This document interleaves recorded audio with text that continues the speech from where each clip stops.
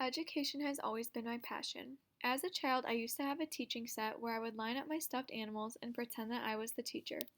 I would create name tags, write on the whiteboard, and make assignments complete with grades. Pair this with my love for English and all things reading and writing, and you can imagine that I was pretty excited to find out that I would be working with the student over the course of a semester, reading a novel and working on different literacy and comprehension strategies with them. On the first day, I was pretty unsure of what to expect, but I was ready for whatever was going to be headed my way. I was introduced to two students, Student A and Student B. Both students were quiet and open with their dislike for reading and writing. While I was a bit apprehensive about this at first, I figured that everything would work out and maybe they would even find themselves enjoying the book A Dog's Journey. Student A is an 8th grader at Eastern High School. He enjoys video games and electronics and is often playing on the computer when I walk in each week. He has made it very clear that he dislikes reading and told me that he never reads outside of school and that none of the school subjects interest him. However, as the semester has progressed, he has finally opened up, telling me what I have known all along. While reading and writing may not interest him, it is clear that science and math likely interest him because of how much he enjoys video games. Also, when he is at home, he enjoys going outside, which can contribute to a love of science as well. I think that if this was a different book, more geared towards science, social studies, or nature, he would have had a very different semester.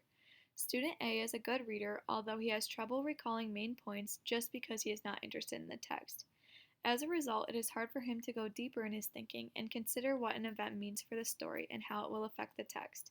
However, when I prompt him, he is able to do both of these things, so I think that his lack of interest in the book really contributes to this. According to the modified cognitive model, Student A does much better when we set a specific purpose for our reading, which he is able to answer at the end. Student B is also an 8th grader. She is quiet and enjoys crocheting with her grandma in her free time. She is much more realistic with the amount that she reads, telling me that she reads articles online usually every other day.